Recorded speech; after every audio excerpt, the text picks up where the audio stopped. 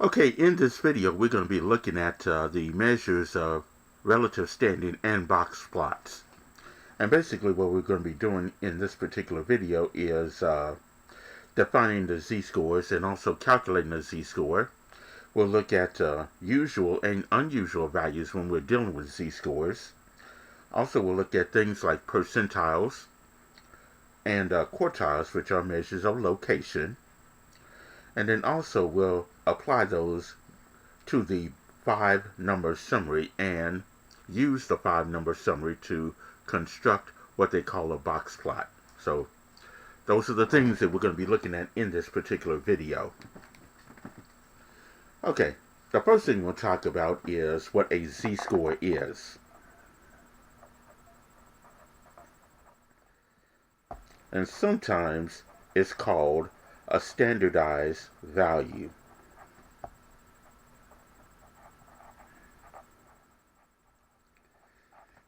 And some standardized tests do use z-scores, by the way, so that's probably where the name standardized value comes from when you're dealing with a z-score.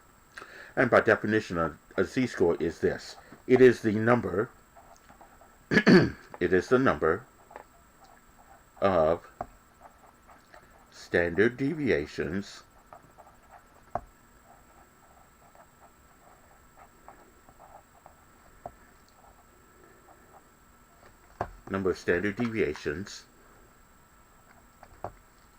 a given value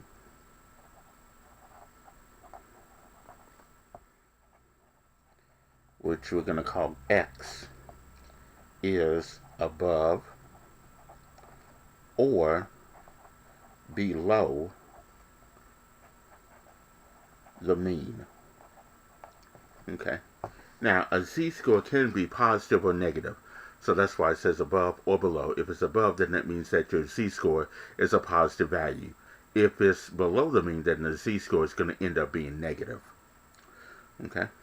And we can calculate a z-score using one of the following two formulas. Now, for a sample, then it's going to be this formula. Z is equal to x minus x bar divided by s. Okay, and I do need to explain what each of these mean. The x value is going to be your data value. Usually a data value is going to be given to you. X bar is the simple mean. If you recall when we were discussing measures of center, x bar is always going to be the sample mean. And lowercase s is your sample standard deviation. Okay. So that's what those individual variables means in this particular formula. You'll take the individual data value, subtract the sample mean from it, and whatever that difference is, positive or negative, you're going to divide that by the sample standard deviation. And that will give you your z-score. Now, if you were dealing with a population mean, well, a population in general, then your z-score is going to be this. X minus mu divided by sigma. Okay? So in a population, we're using the Greek letters mu and sigma. Okay, and I'll explain what those mean. The x, of course, is that individual data value. Mu represents the population mean. Okay? And the population is going to be all of the items that are in consideration, that we're taking into consideration. So if we take all the items in that particular consideration, we're using a population. And sigma, this is lowercase sigma, that's going to be the population standard deviation.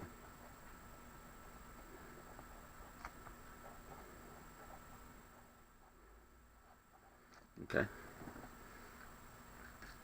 Now the one that we're going to be using quite often is the one that has the simple mean and a simple standard deviation, so we'll be using the first one.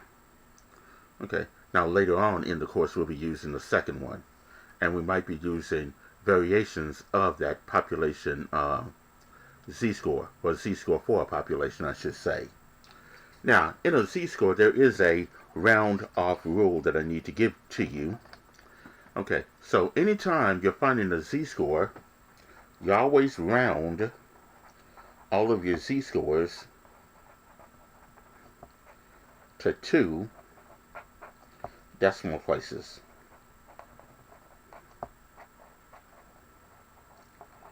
Okay, so here we always round to 2 decimal places when we're dealing with a z-score or calculating a z-score. Okay.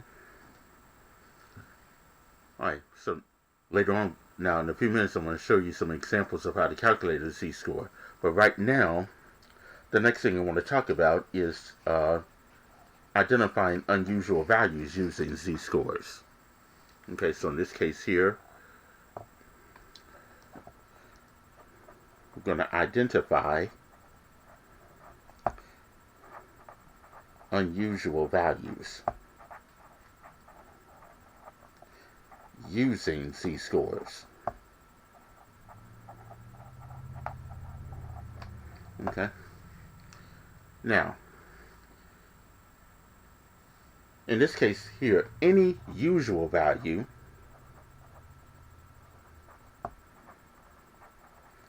usual values will be this. If your z-score is between -2 and +2, and that does include -2 and 2, then that particular z-score is a usual value. Okay? So usual values will have a z-score between -2 and 2. Anything unusual would mean this, that your z-score is less than -2, or your z-score is greater than +2. Okay? So anything unusual means that if your z-score is less than -2, or if it's greater than +2, you have unusual values. And a good illustration of that would be this number line right here. Okay, between -2 and 2, those are your ordinary values or your usual values. From anything less than -2 is unusual, and anything greater than -2 is unusual. Okay? And there are some properties of a z-score. That means, by definition, a z-score is the number of standard deviations that a given value, called x, is above or below the mean. It also is expressed as a number with no units of measurement. And of course, the data value is unusual if the z-score is less than -2 or greater than -2, and an individual data value that is less than the mean, then that means the z-score is a negative number. So z-scores can be either positive or it can be negative. All right, now let's look at some examples of just this. All right, in this case here, this first example that you see on the screen is this. With a height of 67 inches, Alexander was the shortest president of a particular club in the past century. The club presidents of the past century have a mean height of 69.9 inches and a standard deviation of 2.1 inches. And they ask these questions, parts A, B, and C, and D. And in this case here, they're asking, what is the positive difference between Alexander's height and the mean? Okay, so here,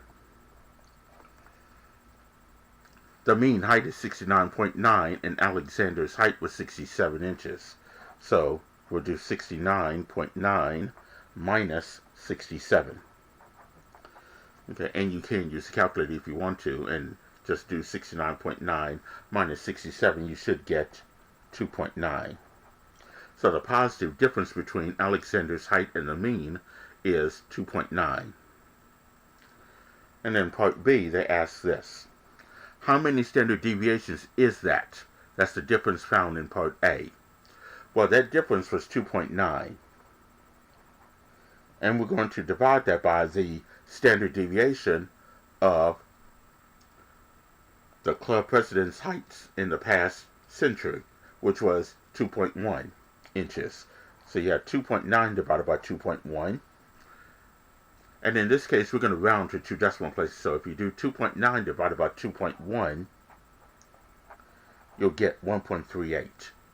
So here, that 1.38 means that Alexander's height is 1.38 standard deviations away from the mean. Now part C is to convert Alexander's height to a z-score. So this is where we use the formula z is equal to x minus x bar divided by s. Because we're going to convert Alexander's height to a z-score. So in this case here, your x is going to be 67. And x bar, which was the mean, that's 69.9. And the standard deviation, which was s, that's 2.1. Okay. So we use those values in this particular formula. So here the numerator will be 67 minus x bar, which is the mean, that's 69.9, divided by s, which was 2.1. Okay. Now if you do 67 minus 69.9, you're going to get a negative 2.9. And that's divided by 2.1. Now, negative 2.9 divided by negative 2.1, that's going to be a negative 1.38. And that's rounded to 2 decimal places. Okay? So, in this case here, that negative 1.38 means that Alexander's height is 1.38 standard deviations below the mean of 69.9 inches. Okay? That's how we interpret that particular z-score. Now, part D, if we consider usual heights to be those that convert to z-scores between negative 2 and 2, is Alexander's height usual or unusual? Well, his z-score was negative 1.38. Negative 1.38 falls between negative 2 and positive 2. So we can say that Alexander's height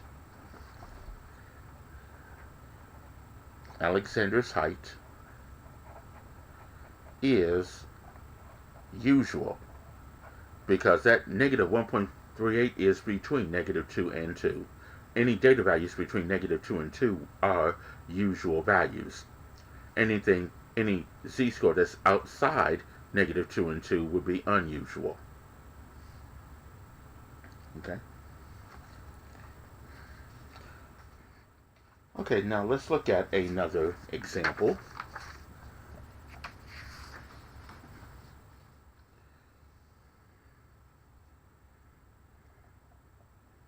One of the tallest living men has a height of 270 centimeters.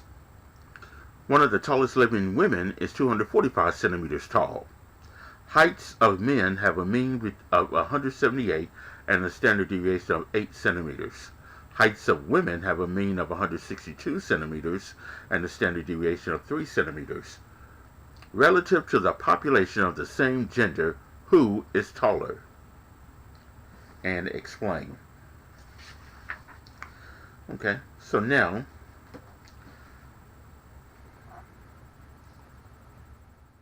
for men, our x value in this case is 270. That's the height of one of the tallest living men. And for men, the mean for men, x bar, that's 178. The standard deviation, which is s, 8 centimeters. Okay? So here we're going to calculate a z-score for the men, which is, of course, x minus x bar divided by s. Your x is 270, so you have 270 minus x bar, which is 178, divided by s, which is your standard deviation, that's 8. Now if we do 270 minus 178, you're going to get 92. 92 divided by 8 would be 11.5. And I'm going to put a 0 behind the 5, because of course it's going to be to 2 decimal places. So your z-score for men would be 11.50. Okay, now let's do the z-score for women.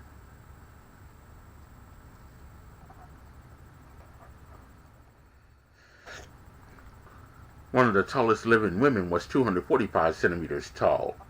So your x is 245. And for women, their heights have a mean of 162, so that's x bar. And the standard deviation, s, of 3.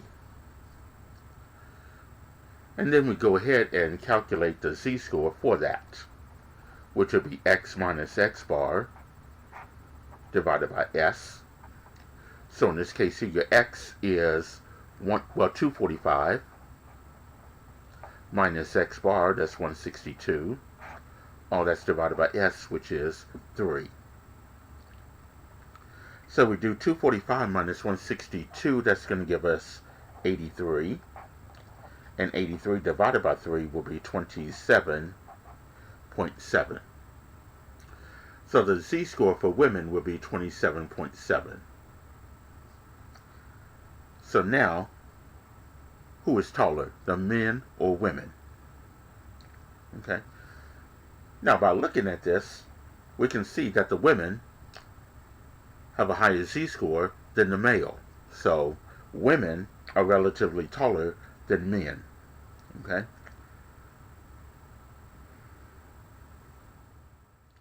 So that's how we can use z-scores to compare two different genders to find out who is taller in this particular situation. Okay. Alright, the next thing I'll talk about is percentiles. And these deals with measures of location, by the way.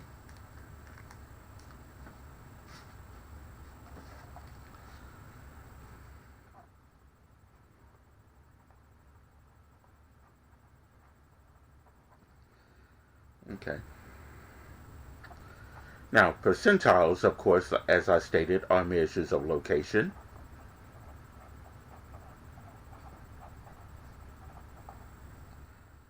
Okay. Now, it is usually divided by this, denoted as P1 or P2, all the way up to P99. P1 represents the first percentile, P2 represents the second percentile, up to P99 representing the 99th percentile. Okay, now what it does, it divides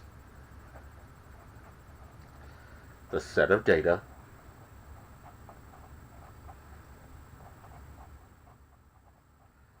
into 100 groups. Okay, and that's with about 1% of the values in each group. Okay, so here, percentiles divides, usually it's going to be a measure of location, dividing the set of data into 100 groups. Okay, so let's say we want to find the percentile of a data value.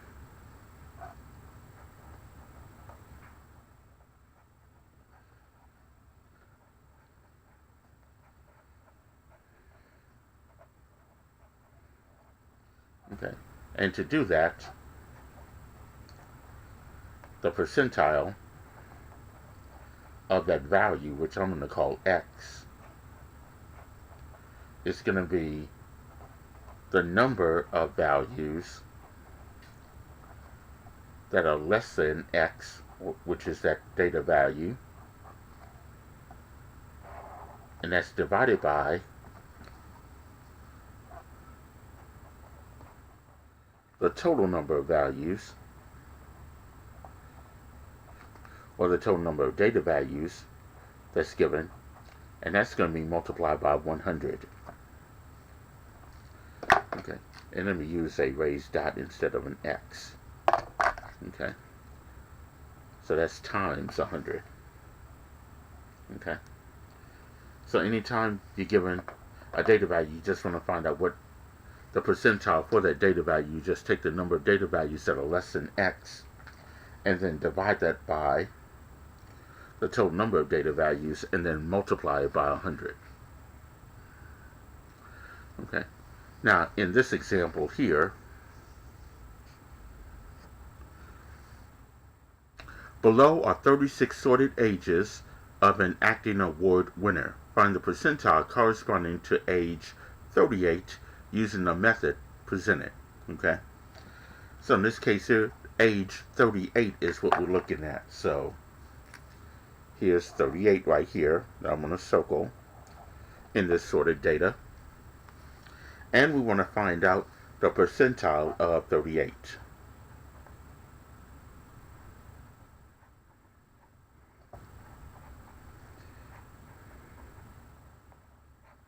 And that's equal to, now here you have to count up the number of data values that are less than 38.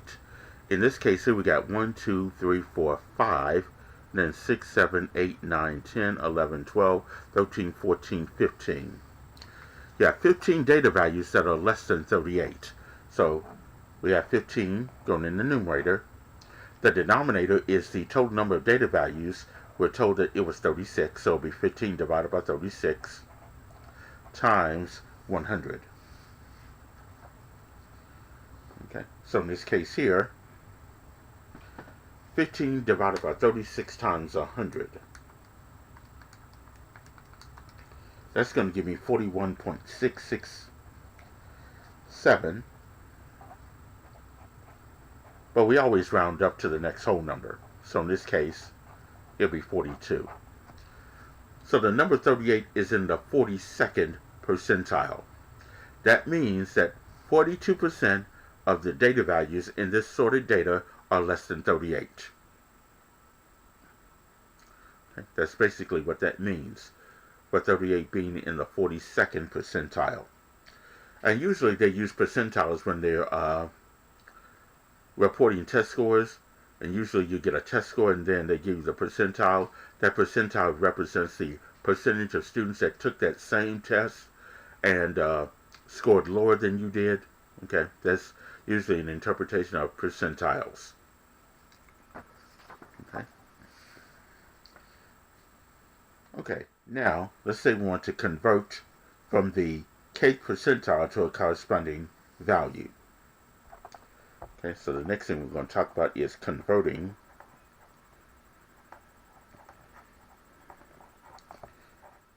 from the kth percentile to a corresponding data value. And the way we do that, we have to use this formula. L is equal to K divided by 100 multiplied by N. Okay, so now let me explain what these variables mean. The L represents the location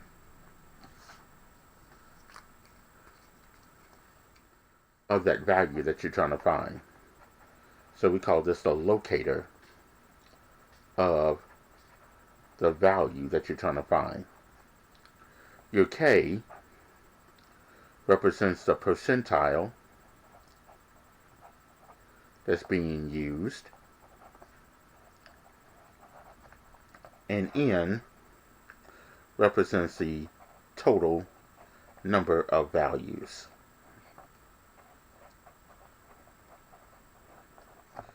Okay, so that's what those variables mean in this case. Okay, and what I'm going to do here is put up this flowchart that deals with finding the percentile, or the location of that percentile. First of all, you have to sort the data from least to greatest, preferably from least to greatest. And then you're going to use that formula, L is equal to K over 100 times N, to compute the location of that data value. N is the number of values and K is the percentile in question. And then here you have a choice that you're going to have to make here. Is the L that you calculated in step number 2 a whole number? If it is, then you're going to use the Kth percentile, and it's going to be midway between the Lth value and the next value in that sorted data. Okay? So if it's a whole number, so you'll use the position of that number and then the next number after that, and you'll get the average of that by adding those two numbers together and divide by 2. Now, however, if it's not a whole number, if it's a decimal, then you're going to round up to the next larger whole number and find the value that is in that particular position, and that will tell you the value of P sub K. Okay, so that's basically what you're going to be doing here in this particular situation. And I do have a couple of examples of just that. So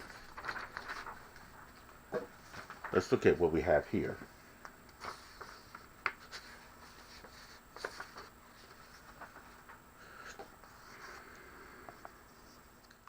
In this case here, you have 36 sorted ages of an acting award winner. And here you want to find P sub 30, which is the 30th percentile. Okay. Now already the set of data is already sorted from least to greatest, so we don't have to do any type of organizing from least to greatest because it's already been done. Okay, so in this case here, we find the location. L is equal to K over 100 multiplied by N, using that formula. Your K is 30, so it'll be 30 over 100 times N.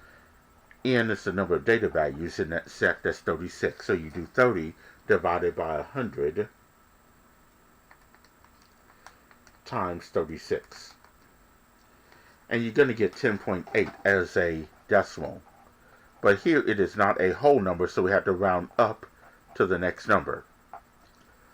The next whole number, which is going to be 11. So the 30th percentile, the data value that's in the 30th percentile, is in the 11th position. So from this sorted data, we need to find the number that is in the 11th position. So here I'm going to count from left to right. This is going to be 1, 2, 3, 4, 5, 6, 7, 8, 9, 10, 11. Here the number 35 is in the 11th position, and that represents P30. So here the number 35 is in the 30th percentile. Okay. All right, so that's how we find the percentile from a set of data that's sorted from least to greatest. Okay. I also want to talk about quartiles.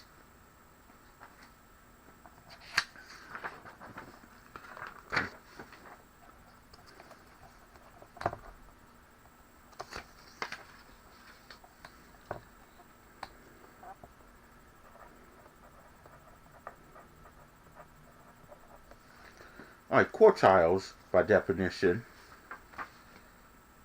is this.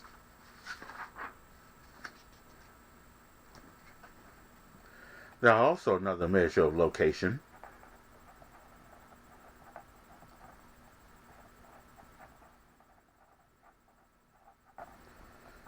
And they're denoted by Q1, denoted by Q1, Q2, and Q3. And what they do, it divides a set of data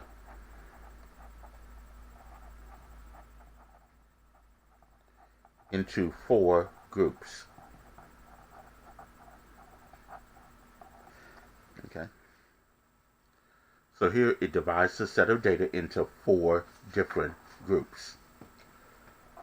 So in this case here,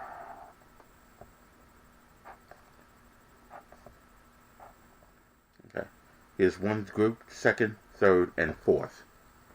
Okay. Now, this is what we call Q1.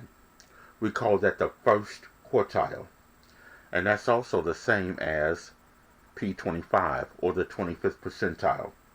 And what that represents is the bottom quartile, the bottom 25% of the set of data that's put in numerical order from least to greatest.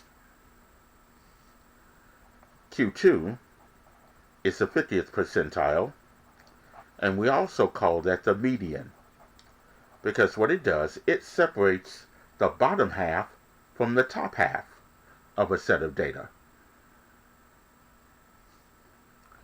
And then Q3, or the third quartile, sometimes it's called P75. And what it does is it separates the bottom 75% from the top 25%. Okay. So here, that's what we mean by quartiles here, because it separates the set of data into 4 different groups. Okay. Because you have your bottom half, and then these 2 represent the middle, and then you got the upper 25%. Okay, so let's look at an example that deals with finding quartiles.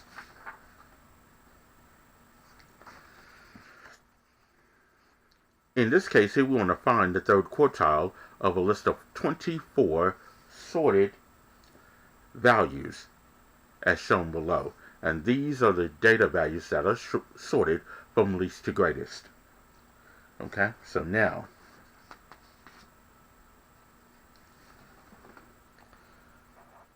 we're finding Q3.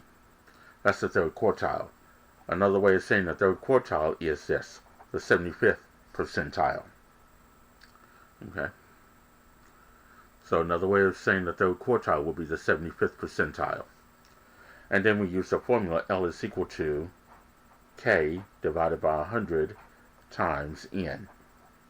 Well, K is 75, so it'll be 75 over 100 multiplied by N, which is 24. That's what we're told we have 24 data values. Now, if you do 75 divided by 100 times 24, you're going to get a whole number of 18. Now, our L is a whole number. So that means we need the midpoint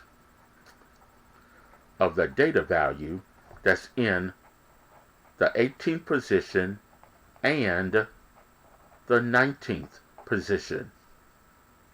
Okay? We need the data value that's in the 18th and the 19th position, and we're going to add those 2 numbers together and divide by 2. So this is what P75 is going to be. The 18th plus the value that's in the 19th position divided by 2. So let's find the number that's in the 18th position. Okay, so this is already sorted, so this is going to be 1, 2, 3, 4, 5, 6, 7, 8, 9, 10, 11, 12, 13, 14, 15, 16, 17, 18, 19. Let me go back here. 18th, the number that's in the 18th position is 60. The number in the 19th position is 64. So it'll be 60 plus 64 divided by 2, which will be 124 divided by 2. And that's going to be 62. So the third quartile, or we can say the 75th percentile, is going to be 62. Okay. All right, so this is one of those examples where the locator value was a whole number. So we have to use that number plus the next number. So the 18th and the 19th number in that set of data had to be used. And we take the average of those 2 to get our third quartile, or 75th percentile in this situation.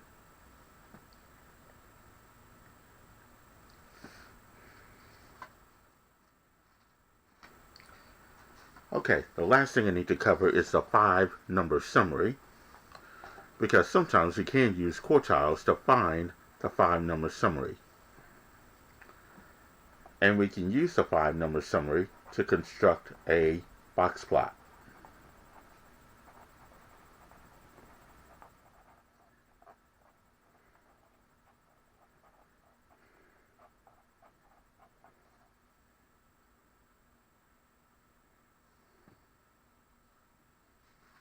Okay.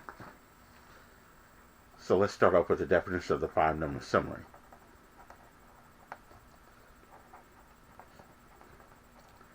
In a 5-number summary, you have 5 things. One, you have the minimum value. Second, you have the first quartile,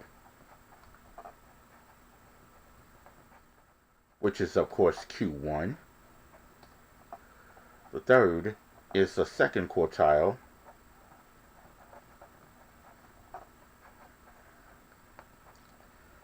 which is Q2, and sometimes, and of course we call that the median, or the middle number of that set of data.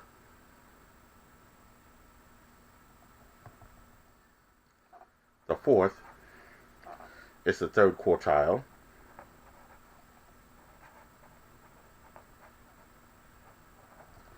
which is of course Q3. And then the fifth is your maximum data value. Okay.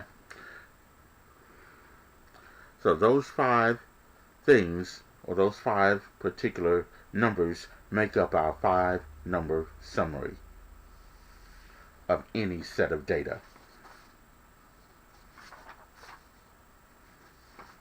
Okay. And with that 5-number summary, we can create what they call a box plot. Okay. So let's talk about what a box plot is.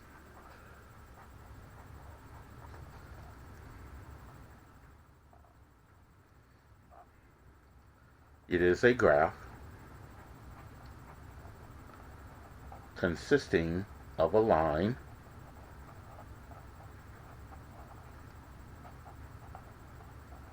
extending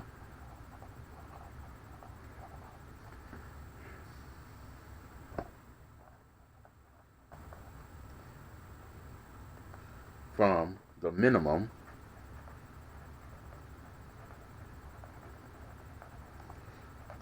value to the maximum value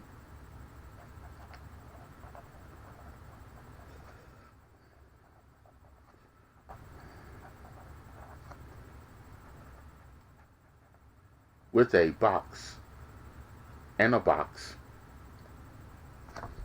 Okay, so let me erase this.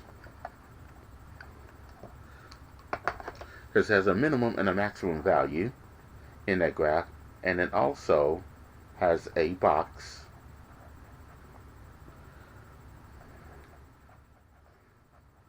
with lines that are drawn at Q1,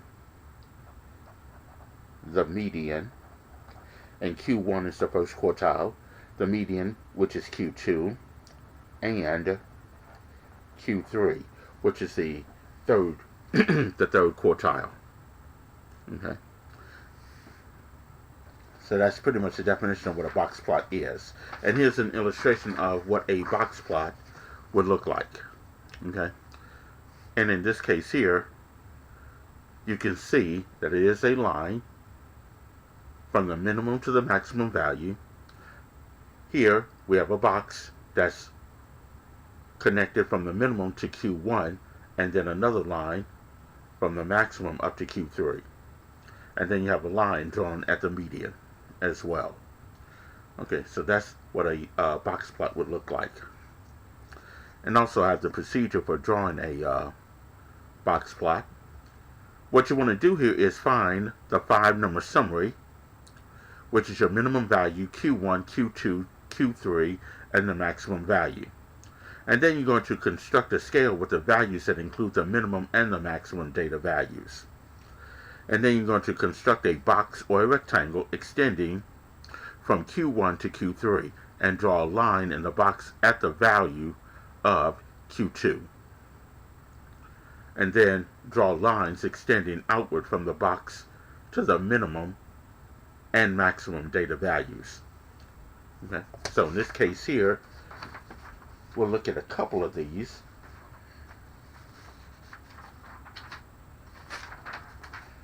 Let's look at this example.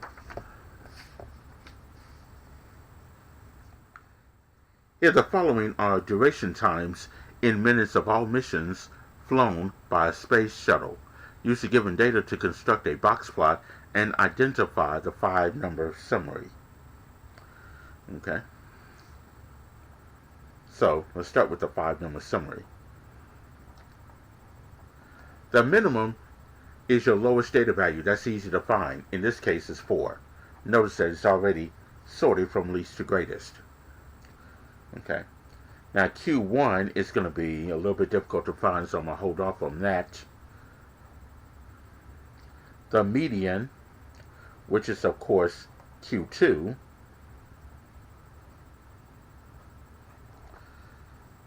Now, let's count how many data values that we have. We have 2, 4, 6, 8. There are 10 data values. So we have to look at the 2 middle numbers and get the average. Well, the 2 middle numbers in this case are 9906 and 10,105.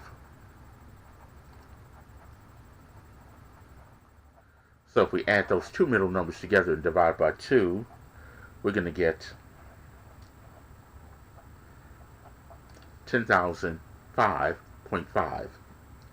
And I'm going to round that up to 10,006. Okay, so the median will be approximately 10,006. Okay, now Q3, I'm going to hold off until a little bit later. Now, for the maximum. The maximum is the largest number in that set of data. That's 11,804. Okay, the minimum, the median, and the maximum are easy to find. But Q1 and Q3, we're going to have to use the L is equal to K over 100 times N. So here Q1, that's the 25th percentile. Okay, so here, I'm going to write this off to the side, Q1, which is again P over P25, and that's going to be L is equal to K over 100 times N. And K is 25 divided by 100 times N, which is 10. Okay. Now, if you do 25 divided by 100 and then multiply that by 10, you're going to get a decimal of 2.3. And we're going to round up to the next higher number, the next whole number, which is going to be 3. So here, the 25th percentile will be the 3rd number in this sorted data. So count to the 3rd number you're going to see is going to be 8,658. So Q1 will be 8,658. Okay, now Q3, that's the 75th percentile. So here we're going to use L is equal to K, which is 75, divided by 100 times N, which is 10. Do 75 over 100, multiply that by 10, you're going to get a decimal of 7.5. And we're going to round that up to 8. So the number in the 75th percentile is the 8th number in this sorted data. So count to the 8th number, 1, 2, 3, 4, 5, 6, 7, 8. You'll see that it is 11,452. So that's what Q3 is, 11,452. Okay, so this right here represents our 5-number summary. Now we're going to take that 5-number summary and construct a box plot. Okay, in this case here, let me pull the paper down or up a bit, because we're going to need a scale.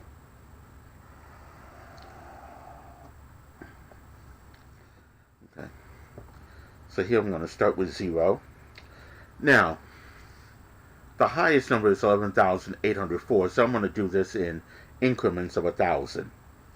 So this is 1,000, 2,000, 3,000, 4, 5, 6, 7, 8, 9, 10, 11, and this will be 12 on the end here.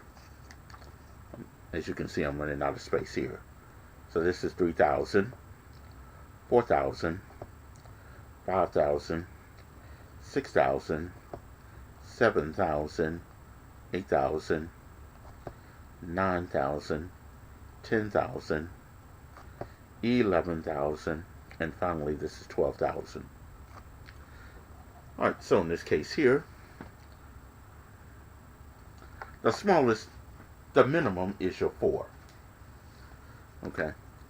Now that 4 is going to be close to 0 here, so I'm going to put a line here, and that's going to be close to 4.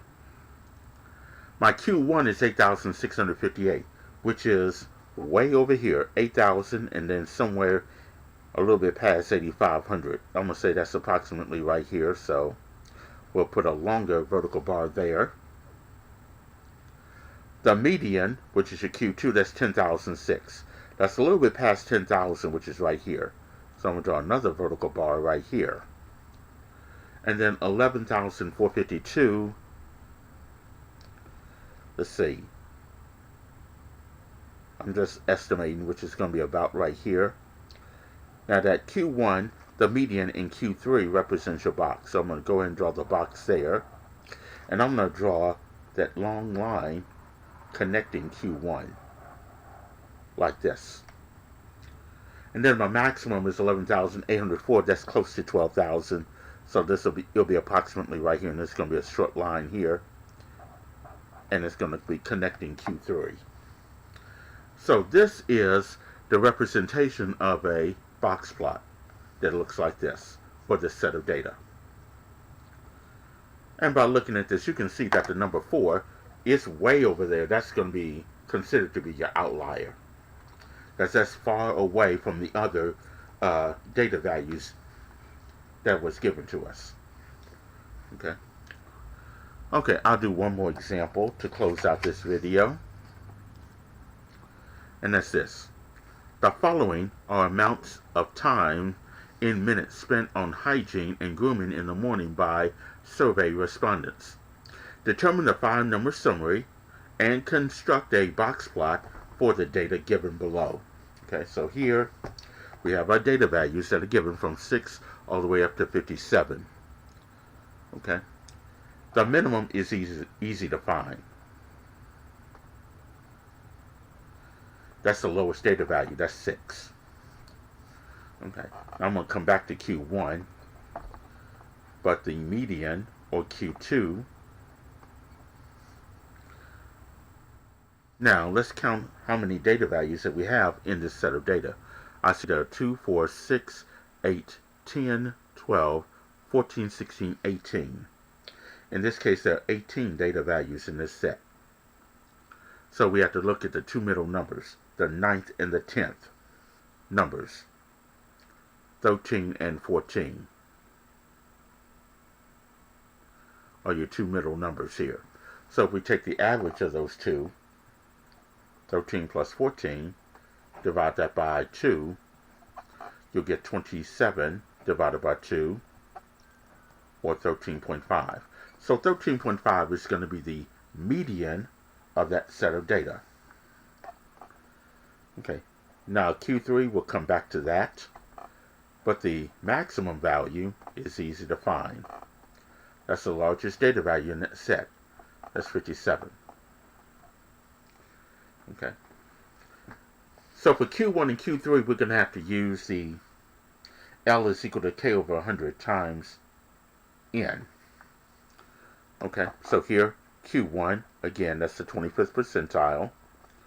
So L is equal to K over 100 times N, and your K is 25 divided by 100 times N, which was 18. So if you do 25 divided by 100 multiplied by 18, you're going to get a decimal of 4.5. Now we round that up to 5. So the number that's in the 25th percentile is the number that's in the 5th position. So the 5th number in this set of data, 1, 2, 3, 4, 5, that's going to be your 11. So the 11 represents the first quartile. Now for Q3, that's the 75th percentile. Again, we use L is equal to K over 100 times N. L is equal to K, this time is 75 divided by 100 times N, which is 18. Now, if you do 75 over 100, multiply that by 18, you're going to get 13.5. It is a decimal, so we have to round it up to 14. So in this case here, the number in the 14th position is the data value that's in the 75th percentile. So we count to the 14th number in this set of data. 1, 2, 3, 4, 5, 6, 7, 8, 9, 10, 11, 12, 13, 14. And that's 27. Because 27 is in the 14th position, that's your 75th percentile. So in this case here, Q3 will be 27. So now I do have my 5-number summary. So the next thing I need to do here is construct the box plot using that 5-number summary. Now this is from 6 to 57, so what I'm going to do here, start with 0, and then do this in increments of 10. So it'll be 10, 20, 30, 40, 50, 60. And then do the plot. My minimum is 6. That's a little bit past 5. So I'm going to draw a short line about right here. 11 is a little bit past 10. So let's say this is 10. This will be 11 here. I'm going to draw a longer line here because that's part of the box here. The median is 13.5. Let's see if that's 11 to a 13.5 would be about here. And then Q3, that's 27. If halfway between 20 and 30 is 25, so let's go a little bit further, that's 27. Okay, these three represent the box. This I'm going to draw a line connecting that box. And then Q, the maximum is 57, which is way over here. And then I'm going to draw a line that's connecting the maximum to Q3. So this is the illustration of a box plot for this particular data set of the amount of time spent on hygiene and grooming in the morning, according to survey respondents.